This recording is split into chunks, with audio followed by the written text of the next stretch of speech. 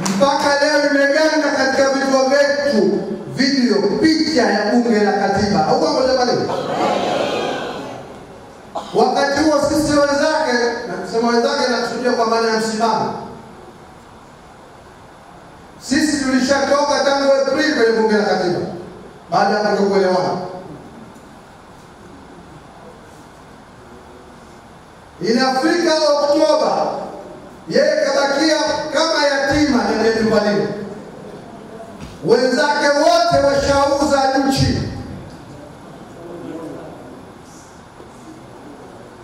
Karudishwa mwenyewe taeleza mwenyewe. Na utaanza kama tabiri moja. Karudishwa kwamba akapige kura kwa sababu kura zilikuwa hazitimii. Na hazikutimia barabarani. Hasa kwa upande wa Zanzibar. Tena akanong'onezwa kwamba apige kura ya siri.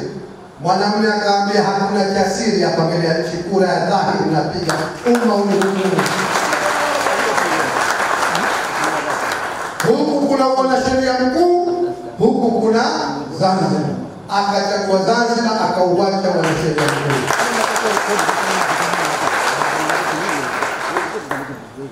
Mifano hii mingi.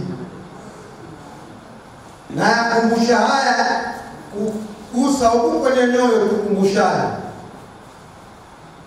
Hatutafuti cheo kwenye harakati hizi upande huu. Unataka cheo, nenda Chama cha Mapinduzi, chama cha mafisadi ambao ndio kazi yao.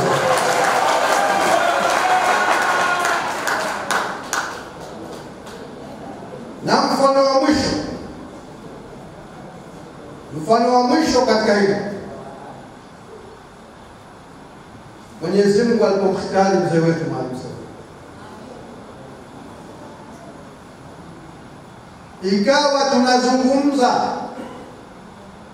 mimi wakati ule bado nitakusimama, siwezi kusimama, lakini alhamdulillah wenzangu kama Mheshimiwa Mazrui wote walikuwa wanakuja nilipokuwa kwa Mkunazini. Tunashauriana nani wa kujaza nafasi hii. Ingelikuwa ni kujali cheo, yoyote katika sisi angetosha. Angeweza kuwa Mheshimiwa Mazrui, wala asingeweza kwa kama kwanza. Angeweza kwa Mheshimiwa Mansuri, wala asingeweza. Angeweza kwa Juma Duni, wala asingeweza. Angeweza kuwa wengi. Lakini sote tukasema hapa hatutizami cheo, tunatizama harakati zetu za kuirudisha Zanzibar mamlaka yake. Nani anafaa kuongoza harakati hizi? Tukasema sote tumesamehe, tunamtaka kutoka nje yetu, tukenda tukamfuata Mheshimiwa Othman Masoud. Na yeye wakati tunamfuata hakuwa kalili kwenye mapato. Maana wengi nadhani zikaza serikali hizi ukiwa una njaa hujui utaona jambo la maana. Lakini alipoondolewa kwenye mwanasheria mkuu, na nikukumbusheni liko jambo si dogo lile. Sio kama Mheshimiwa wangu mwenyewe mwahi kumwambia. Lakini baadhi yenu hasa kina mama mtakumbuka. Siku ile linatoka tangazo. Tulikuwa Fatma nakumbuka zaidi. Tulikuwa tumeandaa tara Dar es Salaam, nakumbuka.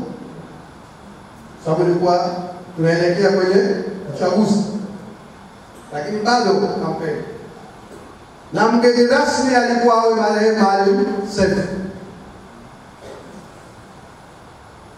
Kulikuwa na kikao cha BLM Ikulu. Tafrani za Maalim kwa maamuzi ya kwamba Mheshimiwa Othman anafukuzwa kwa kusimamia Zanzibar. Alipotoka ishafika giza, alipigia simu na Medusa, nisameheni, mimi siwezi leo, siji kabisa.